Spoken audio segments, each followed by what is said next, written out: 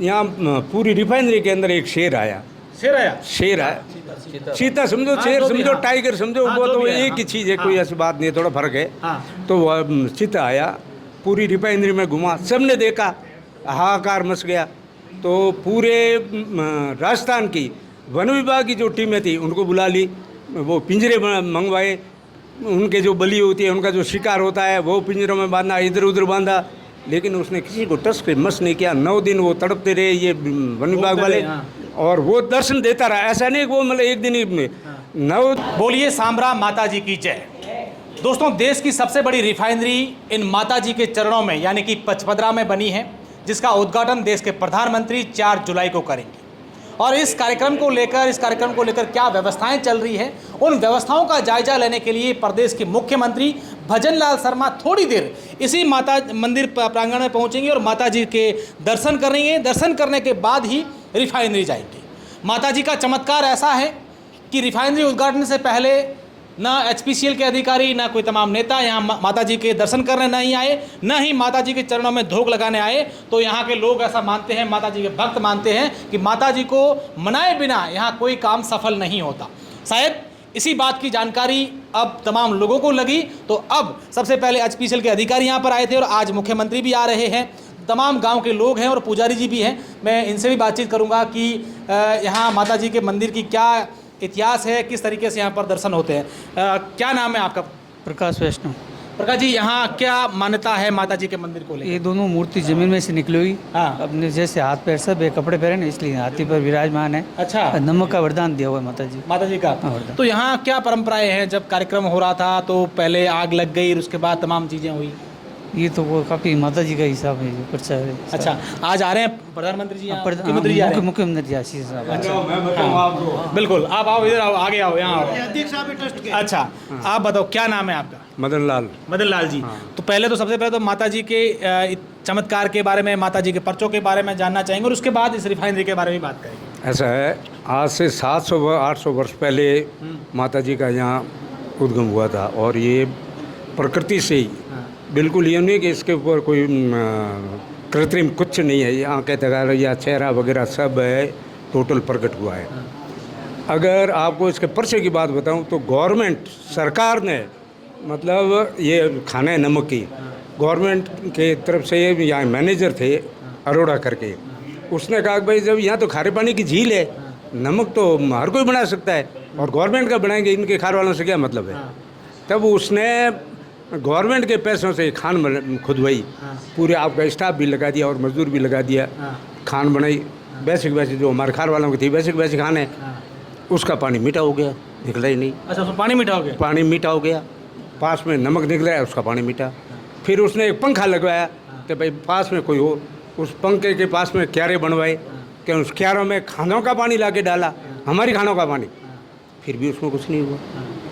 फिर वो आया और यहाँ आकर के माता जी के चरणों में उसने नमस्कार किया कि अगर इस खान में नमक बन गया तो मैं मानूंगा कि देवी का चमत्कार है, नहीं तो फिर ये तो आप खार वाले लोग ऐसे ही कर रहे हो। तो हमने कहा साहब मांग लो, कर लो आप भी यहाँ। हाँ, तब यहाँ आके अर्ज की कि साहब ये हुई और इसमें नमक बन गया तो ये खान माता जी के नाम कर दूंगा, मैं मानूंगा कि वास्तव में देवी का प्रसाद सब कुछ है। उसमें नमक बन गया, आज दिन तक वो खान निकल रही है, उसका नमक का जो भी पैसा आता है माता जी के चरणों में लगता है। अच्छा, माता जी। अच्छा, अब आपके यहाँ रिफाइनरी बन गई? रिफाइनरी बन गई, ठीक है। रिफाइनरी में छोटे मोटे पर्चे तो खूब दिए माता जी ने, इन लोगों ने कुछ ध्यान दिया नहीं। सर्वप्रथम जब ये बाउंड्री बननी थी, कोई रिफाइनरी का काम नहीं हुआ, वो बाउंड्री भी 2-3 बार जुड़ गई। फिर वो पानी कभी नहीं आता, वो पानी भी आने लगा, तब उन्होंने थोड़ा ऊंचा लिया, खूब किया। उसके बाद में भी और कई इनको चमत्कार बताए। लास्ट नॉर्थों के अंदर, यहाँ पूरी रिफाइनरी के अंदर एक शेर आया। शेर आया, चीता समझो, शेर समझो, टाइगर समझो, वो तो एक ही चीज़ है, कोई ऐसी बात नहीं है, थोड़ा फर्क है। तो वह चीता आया, पूरी रिफाइनरी में घुमा, सबने देखा, हाहाकार मच गया। तो पूरे राजस्थान की वन विभाग की जो टीमें थी उनको बुला ली, वो पिंजरे मंगवाए, उनके जो बलि होती है, उनका जो शिकार होता है वो पिंजरों में बांधा, इधर उधर बांधा, लेकिन उसने किसी को टच के मस नहीं किया। 9 दिन वो तड़पते रहे ये वन विभाग वाले, और वो दर्शन देता रहा। ऐसा नहीं कि वो मतलब एक दिन ही में 9 दिन ही दर्शन देता रहा, 10वें दिन वो गायब हो गया। किसी कोई कुछ करने की जरूरत ही नहीं। ये चमत्कार तो माता जी का ही तो होता है शेर, और किसका होता है? 21 वाला कार्यक्रम भी नहीं हुआ। फिर नहीं, 21 वाला कार्यक्रम तो बाद में हुआ, बहुत बाद की बात है ये तो। तो वो कार्यक्रम हुआ तो ये लोग क्या है कि डिपेंडरी वाले भी माता जी को नेगलेक्ट करते हैं, और जो प्रशासन है वो सभी माता जी के ऊपर कोई ध्यान ही नहीं देता। जबकि हमारे जाति वालों ने, कई लोगों ने, जो ये राजनेता है वगैरह है, ये ऐसे प्रबुद्ध लोग कई खड़े हैं, उन्होंने भी खूब बताया, लेकिन माने नहीं। क्यों? चमत्कार तो मैं जब तक नहीं मिलता है, कलेक्टर नकाते थे, उनको चमत्कार था तो वो आते थे बिल्कुल और मानते थे। अब इनको चमत्कार था नहीं तो इन्होंने बात, तो माता जी किसी का नुकसान नहीं करते हैं, ये इनकी एक देते हैं तो वरदान नहीं देते हैं, आपका फायदा ही करते हैं, आपको भी मांगते हैं, सब कुछ करते हैं। तो अब उस समय ये नहीं आए भजन लाल जी, तो इन्होंने वो माता जी ने प्रसाद दे दिया। अब कोई कहते साहब पाइप फट गई, कोई कहते वो, किसी ने कहा कि भाई कोई कारण के सामने आया, आप पत्रकार हो, कोई कारण सामने नहीं, तो वो कारण यही था। अब अच्छा है कि मोदी जी के वगैरह कोई जन हानि वगैरह ऐसा नहीं हुआ, तो ये माता जी की देन कर पाए।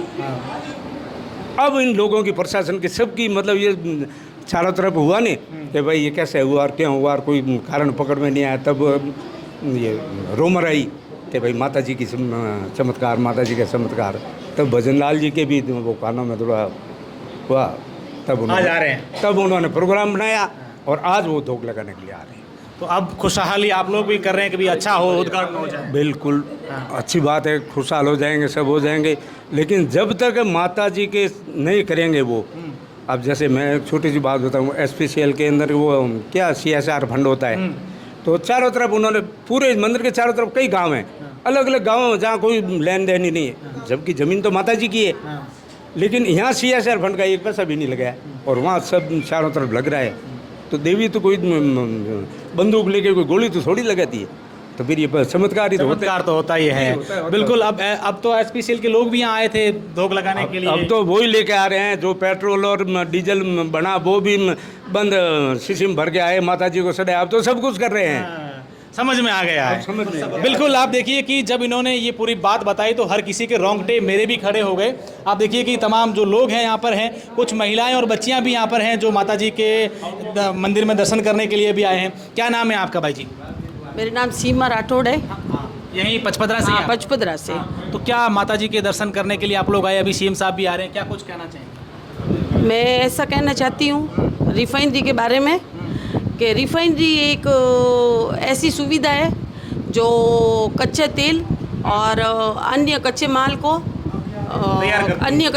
तैयार करती है, और उसमें गैसोलीन और डीजल, ईंधन और अन्य विभिन्न प्रकार के पेट्रोकेमिकल्स और विभिन्न प्रकार के अधिक उत्पादनों को उपयोग करके संशोधित करती है।